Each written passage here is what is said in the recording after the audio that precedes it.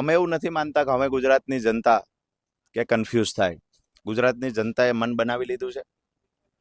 માન્ય રાહુલ ગાંધીજીએ પણ આવીને કોંગ્રેસની વરવી વાસ્તવિકતા હતી લોકોની સામે મૂકી દીધી છે.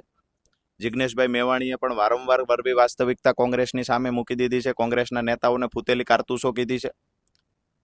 અહીંયાથી જ્યારે રાહુલ ગાંધીજી કોંગ્રેસના રાષ્ટ્રીય નેતા જ્યારે ગુજરાતના પ્રવાસે હતા ત્યારે એને પણ કોંગ્રેસના નેતાઓને ક્યાંક ને ક્યાંક લગ્નના ઘોડા કહ્યા છે. તો આજે જે લગ્નના ઘોડા હતા એ કોંગ્રેસ સાથે જોડાયેલા છે. ગ્રાઉન્ડ પર ગામડામાં જે પરસેવો પાડતા હતા, લોકો સાથે લઈ અને કામ કરતા હતા, એ રેસના ઘોડા જે હતા, જેને અમે ઘોડા શબ્દથી નહીં પ્રયોગીએ, પરંતુ જેને લોકો માટે ક્યાંક ને ક્યાંક સારું કામ કર્યું છે, એ નીચેના જે કેડરના કાર્યકર્તાઓ હતા, જે ગામડાઓમાં રહેતા, મહોલ્લામાં રહેતા હતા, જે શહેરી સોસાયટીમાં રહે છે, આ કાર્યકર્તાઓ આજે ઉત્સાહ સાથે આમ આદમી પાર્ટીમાં જોડાઈ રહ્યા છે. આવનાર દિવસોમાં ભાજપ કોંગ્રેસના ગઠબંધનની સામે આમ આદમી પાર્ટી મજબૂતાઈથી લડશે. તાલુકા જિલ્લા પંચાયતની ચૂંટણી હોય, નગરપાલિકા મહાનગરપાલિકાની હશે તો પણ ભલે, અને 2027ની ચૂંટણી હશે તો પણ ભલે.